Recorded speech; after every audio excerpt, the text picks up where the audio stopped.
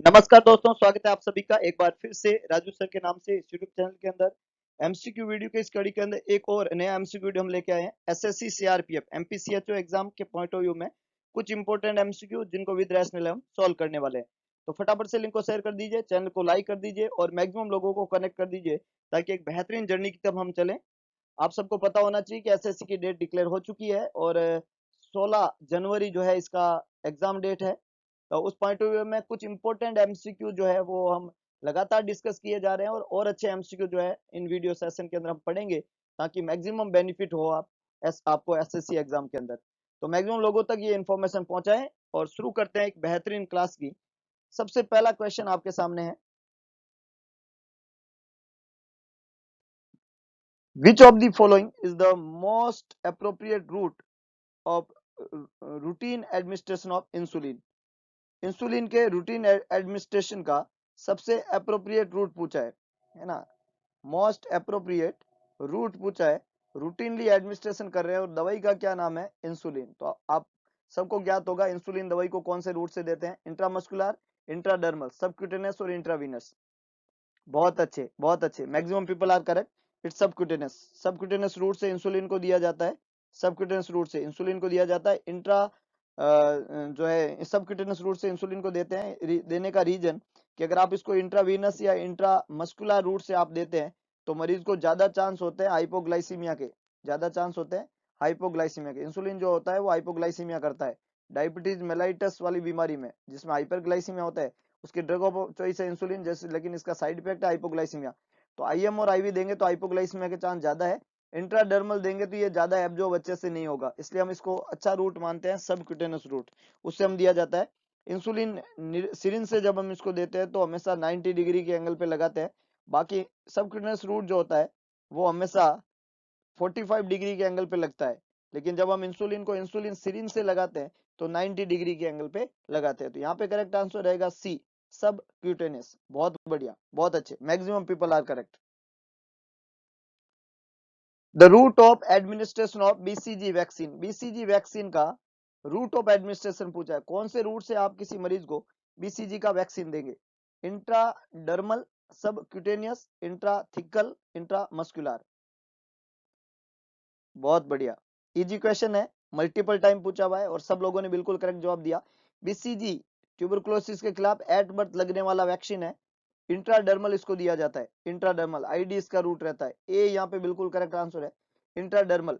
BCG के अलावा एक मोन्टॉक्स टेस्ट होता है, मोन्टॉक्स टेस्ट, ये इंट्राडर्मल ही किया जाता है। मोन्टॉक्स टेस्ट जो होता है वो भी इंट्राडर्मल ही करते हैं और इसकी रीडिंग जो है वो 48 टू 72 आवर्स के अंदर रीड करते ही हमने पढ़ा है। इसके अलावा एएसटी, कोई भी एंटीबायोटिक एंटी माइक्रोबियल एजेंट जब हम शुरू करते हैं उसको शुरू करने से पहले आफ्टर सेंसिटिविटी टेस्ट एएसटी जो है वो भी इंट्राडर्मल किया जाता है। तो बीसीजी इंट्राडर्मली दिया जाता है, लेफ्ट लेफ्ट साइड के फोरआर्म के ऊपर उसको देते हैं। बीसीजी को डाइल्यूट हमेशा नॉर्मल सेलाइन के अंदर करते हैं और ये जो बीसीजी देंगे तो वहां पे स्कार बनेगा और स्कार को बनने में 2 महीने का टाइम लगता है। ये कुछ क्वेश्चन बीसीजी से पूछे जाते हैं एग्जाम के अंदर। टीबी के, एक्स्ट्रा पल्मोनरी टीबी के रोकथाम के लिए बीसीजी काम में लिया जाता है। सबक्यूटेनस इंसुलिन और हिपेरिन लगता है। इंट्राथिकल और इंट्रामस्कुलर जो है वो अलग अलग कंडीशन के अंदर हम वहां पे काम में लेते हैं। तो यहाँ पे करेक्ट आंसर आपका है intradermal, BCG. Increase depth of breathing with normal respiratory rate, breathing की डेप्थ इंक्रीज हो गई है लेकिन रेस्पिरेशन की रेट नॉर्मल है, उसको क्या कहते हैं। ब्रीदिंग की डेप्थ इंक्रीज हो गई है लेकिन रेस्पिरेशन की रेट नॉर्मल है, ब्रेडिपनिया, ऑर्थोपनिया, हाइपरपनिया, कॉस्मोल्स रेस्पिरेशन या कॉस्मोल्स ब्रीदिंग। ब्रीदिंग की डेप्थ क्या हो चुकी है, इंक्रीज, लेकिन रेस्पिरेशन की रेट क्या है, नॉर्मल। ब्रीदिंग की डेप्थ क्या हो चुकी है, इंक्रीज, रेस्पिरेशन की रेट क्या है, नॉर्मल। ब्रेडिपनिया का मतलब होता है डिक्रीज रेस्पिरेशन रेट, है ना, लेकिन यहाँ तो नॉर्मल है इसलिए ब्रेडिपनिया तो नहीं हो सकता। ऑर्थोपनिया का मतलब होता है कि अपराइट पोजीशन के अंदर ही पेशेंट ब्रेथ कर सकता है, अपराइट पोजीशन में patient can breathe in upright position, orthopnoea. और कॉस्मोल्स ब्रीदिंग होती है apnoea plus hyperpnoea, apnoea plus hyperpnoea. तो अगर एपनिया और हाइपरपनिया एक साथ हो, एपनिया हो, हाइपरपनिया हो, एयर हंगरनेस हो, तो उस कंडीशन के अंदर रेस्पिरेशन की रेट नॉर्मल नहीं रहती है, इसलिए सी डी भी गलत है। तो करेक्ट आंसर है यहाँ पे सी, हाइपरपनिया। हाइपरपनिया का मतलब ही होता है ब्रीदिंग की डेप्थ का इंक्रीज हो जाना, लेकिन उसमें रेस्पिरेशन रेट नॉर्मल रहती है, इसलिए यहाँ पे करेक्ट आंसर क्या बनेगा? सी, हाइपरपनिया। बहुत बढ़िया, बहुत ही अच्छे, very good. Compression of bleeding carotid artery immediately lead to, है ना, कैरोटिड आर्टरी जो है उसके bleeding, compression of bleeding, compress कर रहे हो आप ब्लीडिंग कैरोटिड आर्टरी का इमीडिएटली, उसकी वजह से क्या हो सकता है ना, आप अगर किसी कैरोटिड आर्टरी जहां से ब्लीडिंग हो रही है उसको आप क्या कर रहे हो? कंप्रेस कर रहे हो, क्योंकि कैरोटिड आर्टरी से ब्लीडिंग हो रही है, तो उससे क्या हो सकता है? Loss of sense of smell, stroke, blindness और वॉमिटिंग। चार ऑप्शन यहाँ पे दिए हुए हैं। आप क्या कर रहे हो? कैरोटिड आर्टरी की ब्लीडिंग हो रही है, तो आपने उसको क्या किया? ब्लीडिंग का इलाज हमेशा होता है हाथों हाथ क्या कर दो? कंप्रेस करो, डायरेक्ट प्रेशर अप्लाई करो, तो उससे क्या कॉम्प्लिकेशन हो सकता है? ये क्वेश्चन ने पूछा है। बहुत बढ़िया, कुछ लोगों का जवाब बिल्कुल ठीक है, बहुत ही शानदार। ब्लीडिंग कैरोटिड आर्टरी को आप कंप्रेस करेंगे तो वहां पे क्या बनेगा? क्लॉट, थ्रोम्बस बनता है, और उस थ्रोम्बस की वजह से मरीज को क्या हो सकता है? स्ट्रोक। स्ट्रोक, सेरिब्रोवैस्कुलर एक्सीडेंट, सीवीए कहते हैं। बी बिल्कुल करेक्ट आंसर है, सेरिब्रोवैस्कुलर एक्सीडेंट या स्ट्रोक। कौन से साइड की कैरोटिड आर्टरी कंप्रेस कर रहे हो आप, उसके ऑपोजिट साइड के अंदर स्ट्रोक होने की संभावना होती है, तो यहाँ पे करेक्ट आंसर है बी, स्ट्रोक। ब्लाइंडनेस, वोमिटिंग और loss of sense of smell जो होता है, एनोस्मिया इसको बोलते हैं, ये इसके कॉम्प्लिकेशन नहीं है, तो यहाँ पे करेक्ट आंसर है B, that is stroke. Which of the following infection is an airborne viral infection? आपको यहाँ पे पूछा है एयरबोर्न वायरल इन्फेक्शन कौन सा है, कौन सा इन्फेक्शन एयरबोर्न वायरल इन्फेक्शन है? फर्स्ट ऑप्शन है यहाँ पे diphtheria, second influenza, third streptococcal sore throat और फोर्थ है वूफिंग कॉफ। एयरबोर्न वायरल इन्फेक्शन याद रखिएगा। डिप्थीरिया जो है वो कोरिनी बैक्टीरियम डिप्थीरी, कैसा है? बैक्टीरियल इन्फेक्शन है, ये वायरल है ही नहीं, इसलिए तो हो नहीं सकता। वूपिंग कॉफ, पर्टुसिस इसको बोलते हैं, बोर्डेटेला पर्टुसिस, बैक्टीरियल इन्फेक्शन है। Streptococcal sore throat group A beta haemolytic streptococcal bacteria से होता है, तो ए, सी और डी ये तीनों ही जो प्रॉब्लम दी हुई है ये बैक्टीरियल डिजीज है, और हमें तो क्या पूछा है? वायरल इन्फेक्शन कौन सा है, तो बिल्कुल करेक्ट है, बहुत बढ़िया, मैक्सिमम लोग ने सही जवाब दिया। इन्फ्लुएंजा एयरबोर्न वायरल इन्फेक्शन है, इन्फ्लुएंजा।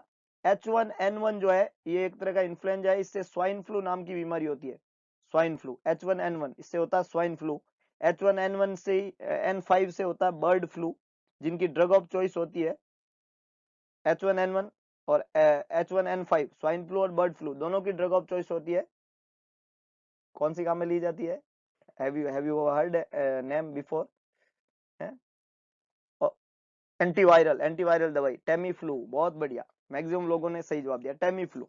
टेमी फ्लू काम में ली जाती है। और इंपॉर्टेंट बात है, इन्फ्लुएंजा का जो इंक्यूबेशन पीरियड है वो सबसे शॉर्ट होता है, कुछ ओवर्स के अंदर, 48 टू 72 आवर्स इसका इंक्यूबेशन पीरियड जो है ओवर्स में होता है वायरल इन्फ्लुएंजा का। और इंक्यूबेशन पीरियड का मतलब होता है एंट्री और first clinical sign and symptom, तो ये इन्फ्लुएंजा के जल्दी आते हैं, तो यहाँ पे करेक्ट आंसर है B, that is influenza, airborne viral infection. बहुत अच्छे, मैक्सिमम लोग जो है करेक्ट जवाब दे रहे हैं, ये देख के बहुत अच्छा लग रहा है, बहुत ही बढ़िया, very good. Which of the following injection is routinely administered to a newborn to prevent bleeding? Easy question है, पीडियाट्रिक का क्वेश्चन जो है आप लोगों को हमेशा इजी लगता है, मुझे ऐसा लगता है, क्योंकि आपने इच्छा अच्छे से पढ़ रखा है। इंजेक्शंस रूटीनली एडमिनिस्ट्रेशन करना है आपको न्यूबॉर्न को, और पर्पज क्या है अपना? ब्लीडिंग को प्रिवेंट करना। विटामिन के, सोडा बाइकार्बोनेट, मेथाइल इर्गोमेट्रिन और कैल्शियम ग्लूकोनेट। न्यूबॉर्न में कौन सा इंजेक्शन देते हैं ब्लीडिंग को प्रिवेंट करने में? बहुत बढ़िया, बहुत अच्छे, वेरी गुड। इंजेक्शन देते हैं विटामिन के का एट बर्थ, विटामिन के सेकंड, सेवंथ, नाइन्थ और 10, ये चार क्लोटिंग फैक्टर जो है इनका एक्टिवेशन का काम करता है विटामिन के, ये चारों क्लोटिंग फैक्टर है, और इन क्लोटिंग फैक्टर का एक्टिवेशन कौन करता है? विटामिन के, इसलिए विटामिन के को रूटीनली दिया जाता है न्यूबॉर्न बेबी में ब्लीडिंग को प्रिवेंट करने के लिए, तो यहाँ पे करेक्ट आंसर है ए, क्लोटिंग फैक्टर का एक्टिवेशन करता है, ब्लीडिंग को रोकता है। सोडा बाइकार्ब जो है वो एसिडिक कंडीशन के अंदर दिया जाता है, एल्केलाइजर का काम करता है। मिथाइल इर्गोमेट्रिन जो है वो प्रेग्नेंट लेडी को पीपीएच के प्रिवेंशन में देते हैं, और कैल्शियम ग्लूकोनेट जो होता है वो हाइपोकैल्सीमिया का ट्रीटमेंट होता है। यहाँ पे करेक्ट आंसर है ए, विटामिन के 0.5 मिलीग्राम इन प्रीटर्म और 1 मिलीग्राम इन टर्म, इंट्रामस्कुलर दिया जाता है, आईएम इंजेक्शन देते हैं हमेशा, और वास्टस लैटरलिस इसकी साइट होती है, vastus lateralis muscle, thigh muscle, newborn baby में, इन्फेंट के अंदर वास्टस लैटरलिस मसल, वहां पे ये लगाया जाता है। तो यहाँ पे करेक्ट आंसर बनेगा ए, इंजेक्शन ऑफ विटामिन के। बहुत बढ़िया। The most common preventable complication of abdominal surgery, abdominal surgery का मोस्ट कॉमन प्रिवेंटेबल, जिसको रोका जा सकता है, वो कॉम्प्लिकेशन कौन सा है?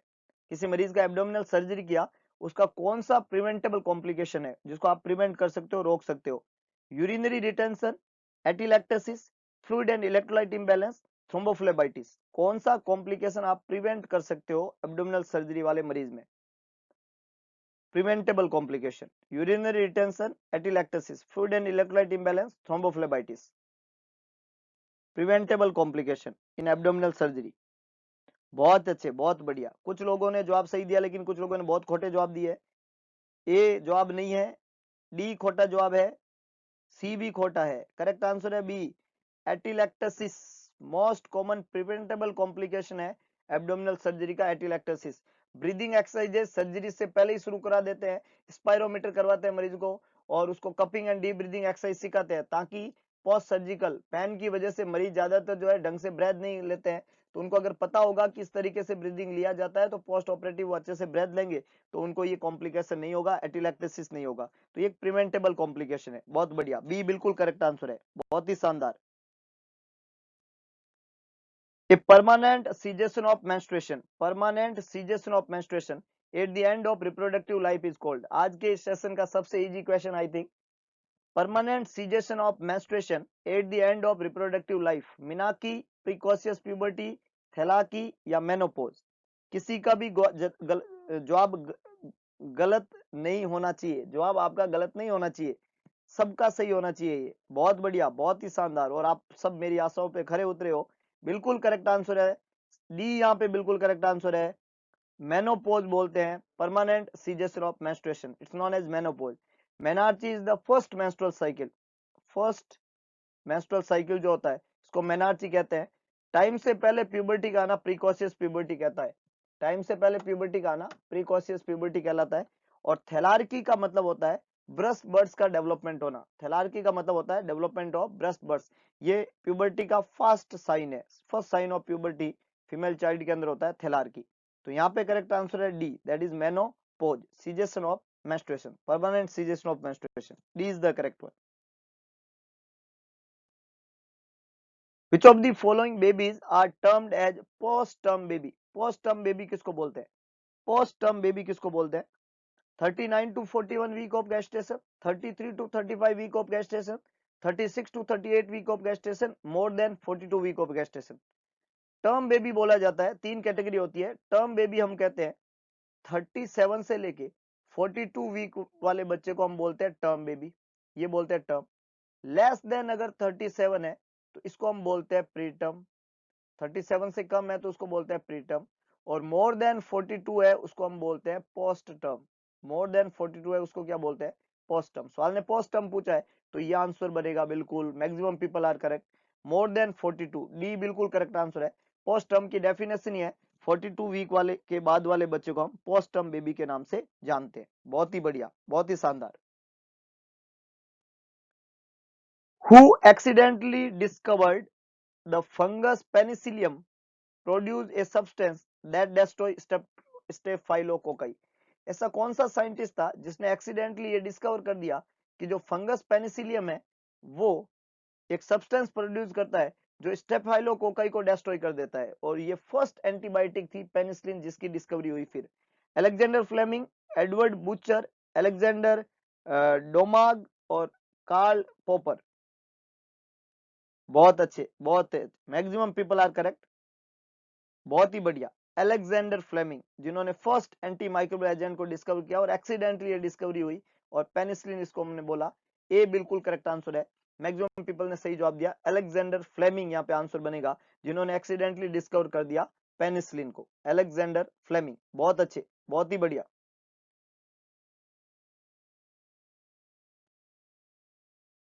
The height of a uterus is midway between the symphysis pubis and umbilicus at which age of gestation? Uterus की जो हाइट है, यहाँ पे पूछा यूट्रस की हाइट जो है वो Midway between the सिंपाइसिस pubis and umbilicus, umbilicus और सिंपाइसिस प्यूबिस के मिडवे के अंदर यूट्रस की हाइट जो है कौन से वीक ऑफ गेस्टेशन के अंदर पहुंचता है ना। एट दी अम्बिलिकस जो होता है, एट दी अम्बिलिकस, यूट्रस की हाइट एट दी अम्बिलिकस होता है 20 वीक, ये आपको फॉर्मूला याद रखना है। 20 वीक पे वो कहां पे होता है, अम्बिलिकस पे। तो ये डेफिनेटली 20 वीक से पहले का जवाब होगा, तो 28 वीक तो होगा नहीं। और 12 वीक पे वो जो होता है वो सिंपाइसिस प्यूबिस पे होता है ना। 12 वीक पे वो कहां होता है, सिंपाइसिस प्यूबिस पे। और 20 वीक पे कहां होता है, अम्बिलिकस में। तो 8 वीक तो होने से रहा, 8 वीक तो हो ही नहीं सकता। 12 वीक पे कहां पे होता है, सिंपाइसिस प्यूबिस पे। और 20 वीक पे बाद में कहां पे होता है, अम्बिलिकस के ऊपर। और सवाल तो कह रहा है सिंपाइसिस प्यूबिस और अम्बिलिकल के बीचों बीच मिडवे के अंदर है, तो डेफिनेटली 12 और 20 के बीच का जवाब होगा। और 12 से 20 के बीच का जवाब कौन सा है, 16 वीक। कितना इजी क्वेश्चन था, बहुत ही बढ़िया, बहुत ही शानदार। कई लोगों ने जवाब भी दिया है, एक करेक्ट आंसर है 16 वीक, सिंपाइसिस प्यूबिस और अम्बिलिकस के बीच में। 20 वीक पे अम्बिलिकस पे और 12 वीक पे सिंपाइसिस प्यूबिस पे, तो इनके बीच का एक ही जवाब है 16। 8 हो नहीं सकता, 12 पे सिंपाइसिस प्यूबिस पे, 28 पे 20 वीक पे अम्बिलिकस पे, तो 28 ऊपर का जवाब है। तो करेक्ट आंसर है 16। बहुत ही बढ़िया, बहुत ही शानदार। No, not me, reaction of the patient is seen in which stage of death. Death के कौन से स्टेज में, टर्मिनल पेशेंट है और डेथ के कौन से स्टेज में मरीज कहता नहीं नहीं मैं नहीं मर सकता, ये रिएक्शन कौन सा है, ये रिएक्शन जिसमें मरीज कह रहा मैं नहीं मर सकता। बार्गेनिंग है, एंगर है, एक्सेप्टेंस है या डिनाइल है, मना कर रहा है। बहुत बढ़िया, बहुत बढ़िया। दाबदा, याद रखिएगा दाबदा। कुबलर रॉस, कुबलर रॉस नाम के भाई साहब थे, रॉस ने बताया था टर्मिनल इल पेशेंट में होता है दाबदा। दाबदा जो होता है उसमें डी का मतलब होता है डिनाइल। सबसे पहले मरीज मना करता है कि आपने मरीज को बोला कि आप मरने वाले, बोले मैं नहीं मर सकता, मैं तो अजर हूं, अमर हूं, मैं तो मर ही नहीं सकता, ये डिनाइल है। ये मना करना डिनाइल है, डी यहाँ पे करेक्ट आंसर है, ये डिनाइल है। एक बाद में मरीज को एंगर आता है, मैं ही क्यों मर रहा हूँ, पड़ोसी क्यों नहीं मर रहा है, उसको गुस्सा आता है। फिर वो भगवान से बार्गेनिंग करता है कि साहब जो है मैं आपके वहां पे जो है 51 रुपए का प्रसाद चढ़ा दूंगा, मैं आपके ये कर दूंगा, प्लीज मेरे को मत मारो, मेरे मेरे तो छोटे छोटे बच्चे हैं, मैं मेरे को मत मारो, मैं थोड़े दिन बाद में आऊंगा, तुम वो बुढ़िया को ले जाओ। ऐसे मतलब वो बार्गेनिंग करता है, भगवान को रिश्वत देने की कोशिश करता है। उसके बाद में अगला आता है डी, जिसके अंदर जो मरीज है वो डिप्रेशन में चला जाता है कि अब तो मेरे को मरना ही पड़ेगा, क्या करूं, अब तो मरना ही पड़ेगा, क्योंकि भगवान भी मेरा नहीं सुन रहा है, तो अब तो मेरे को जाना ही पड़ेगा। और ये इससे वो दुखी हो जाता है, डिप्रेसिव हो जाता है। और लास्ट में वो इस चीज को एक्सेप्ट करता है कि जो आता है वो एक दिन जाता है, मृत्यु जो है वो सबसे बड़ा सत्य है, और अब मौत पास में है तो क्यों नहीं हंसते हंसते मौत को गले लगाया जाए। तो ये एक स्टेज चलती है दाब दा, और इसमें मना करना होता है डिनाइल। डी यहाँ पे करेक्ट आंसर है, डिनाइल। बहुत ही बढ़िया, बहुत ही शानदार। Which of the following structure is located just inferior to the thalamus. Thalamus के जस्ट आगे की तरफ कौन सी स्ट्रक्चर होती है, इंफीरियर मतलब नीचे, इंफीरियर मतलब नीचे, यहाँ वर्ड है इंफीरियर, इसका मतलब है नीचे। तो नीचे के लिए हम वर्ड कहां में लेते हैं, हाइपो। बहुत ही बढ़िया, बहुत ही सिंपल था। इंफीरियर मतलब नीचे, और थैलेमस के नीचे मतलब हाइपो, हाइपो मतलब नीचे। तो करेक्ट आंसर है A, hypothalamus. Maximum people are correct. Thalamus के नीचे पूछा है, इंफीरियर टू द थैलेमस, तो इसको बोल दिया हाइपो। एपिथैलेमस मतलब ऊपर, थैलेमस के ऊपर, तो ऊपर नहीं है, सुपीरियर नहीं पूछा, क्या पूछा, इंफीरियर। सुपीरियर होता था एपिथैलेमस। मेडुला ब्रेन स्टेम का पार्ट है, और सेरिबेलम जो है वो भी ब्रेन स्टेम का पार्ट है, तो ये ब्रेन स्टेम के अंदर आता है। सेरिब्रम का पार्ट है थैलेमस, हाइपोथैलेमस। तो यहाँ पे करेक्ट आंसर ए की बता, A, hypothalamus, A is the correct one. बहुत ही बढ़िया, A is the correct one. बहुत ही शानदार, बहुत ही शानदार, वेरी गुड। तो ये कुछ इंपॉर्टेंट एमसीक्यू आज के इस वीडियो लेक्चर में हमने पढ़े। इसी तरीके के मजेदार वीडियो को सुनने के लिए जुड़े हुए रहिए मेरे यूट्यूब चैनल से। अगर आपको वीडियो पसंद आए तो वीडियो को लाइक करें, वीडियो को शेयर करें, कमेंट बॉक्स में अपना सुझाव जरूर डालें। अगर ये एमसीक्यू रियली आपके लिए हेल्पफुल है तो एक काम जरूर करिए, ये आप लोगों से मेरी विनती है कि आप ही की तरह के कई सारे पर्सन है जिनको इस चैनल के बारे में पता नहीं है, इस तरीके की वीडियो के बारे में पता नहीं है, तो आप अपने ग्रुप्स के अंदर, अपने कलीग्स के पास में जिनको पता नहीं है, प्लीज उनको बताने का कष्ट करें। क्योंकि मैं अकेला हूं, आप लोग साथ में मिलेंगे तो हम 1 से 2, 2 से 4, 4 से 8 बनेंगे, और मैक्सिमम लोगों तक ये इन्फॉर्मेशन जाएगी, तो अपनी ये छोटी जो कोशिश है वो सब लोगों को एग्जाम में बेनिफिट पहुंचाएगी, और मैं ये मानता हूं कि ये एग्जाम में फायदेमंद रहेगा। तो भगवान कृष्ण ने भी यही कहा था कि सारथी बने, स्वार्थी ना बने। तो अगर आप सारथी बनेंगे, आप दूसरों का भी सोचेंगे अपने साथ में, तो आपका तो भला अपने आप हो जाता है। इसलिए दूसरों का भला सोचिए। हमारी जो मुहिम है दूसरों का भला करने की, और इसके लिए हमें जिंदगी में कई त्याग करने पड़ते हैं, उन त्याग को करने के बावजूद हम अगर भला करने का सोचते हैं तो भलाई के रास्ते पे चले, आप लोग उसका साथ दें और आप मैक्सिमम लोगों तो कनेक्ट करने की कोशिश करें। तो मिलते हैं दोबारा एक नई एनर्जी, एक नए क्वेश्चन सेशन के साथ में, इसी तरीके के मजेदार ट्रिकी क्वेश्चन के साथ में। तब तक के लिए जय हिंद, जय भारत, जय श्री कृष्ण।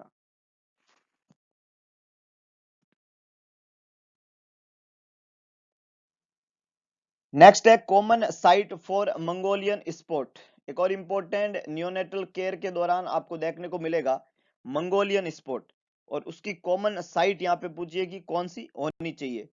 फेस, नेक, लंबोसेक्रल एरिया और लेग। देखिएगा मंगोलियन स्पोर्ट जो होता है वो हम पढ़ते हैं ब्लू कलर का मार्क्स। क्या होता है? ब्लू कलर का मार्क्स है, ये एक बर्थ मार्क्स है। ब्लू कलर का एक बर्थ मार्क है। बर्थ मार्क का मतलब होता है जन्म से बच्चे की बॉडी में कुछ मार्क्स प्रेजेंट होते हैं, उसमें अगर ब्लू कलर का कोई मार्क्स प्रेजेंट है तो उसको मंगोलियन स्पॉट कहते हैं।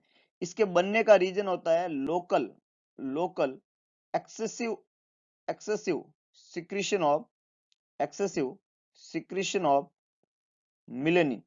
लोकल स्किन के किसी साइड पे मिलेनिन जो कि स्किन के कलर के लिए जिम्मेदार होता है, उसका लोकली एक्सेसिव सिक्रीशन होने की वजह से एक ब्लू कलर का मार्क्स स्किन के ऊपर बन जाता है, और जन्म से ये मार्क्स प्रेजेंट होता है, इसलिए इसको बर्थ मार्क्स कहते हैं। वो मंगोलियन स्पॉट कहलाता है। ये जो लोकल मिलेनिन का सिक्रीशन होता है ये बॉडी के किसी भी एरिया में हो सकता है, लेकिन सबसे कॉमन जो होता है, कॉमन जो साइट होती है जहां पे ये होता है वो होता है लंबोसेक्रल एरिया। कौन सा एरिया होता है? Lumbosacral area, LS area. Lumbosacral area जो होता है वो कॉमन साइट है जहां पे इसका लोकल सिक्रीशन ज्यादा होता है और उसकी वजह से वहां ब्लू कलर का मार्क्स ज्यादा बनता है। सवाल ने ये पूछा था कि कॉमन साइट कौन सी है इसकी मंगोलियन स्पॉट की, तो जवाब बिल्कुल सही है, मैक्सिमम लोगों ने बिल्कुल करेक्ट जवाब दिया accidentally, LS lumbosacral area. Lumbosacral area जो है सी यहाँ पे बिल्कुल करेक्ट आंसर है कि कॉमन साइट मंगोलियन स्पॉट की जो है वो लंबोसेक्रल एरिया में, जहां पे लोकल मिलेनिन का सिक्रीशन एक्सेस होता है और एक ब्लू कलर का मार्क्स लंबोसेक्रल एरिया में न्यूबॉर्न बेबी में बर्थ से देखने को मिलता है। उसको हम नाम देंगे मंगोलियन स्पॉट। किसी ट्रीटमेंट की जरूरत नहीं रहती है, ऑटो रिजोल्व हो जाता है 2 साल के अंदर अंदर। कुछ लोगों में लाइफ लॉन्ग रह सकता है, जो प्रॉब्लम वाली कुछ बात नहीं है, लेकिन with in 2 years Mongolian spot जो है वो ऑटो रिजोल्व हो जाता है, वो मार्क्स जो है वो परमानेंटली डिसअपियर हो जाता है। सो सी यहाँ पे करेक्ट आंसर रहेगा, कॉमन साइट मंगोलियन स्पॉट।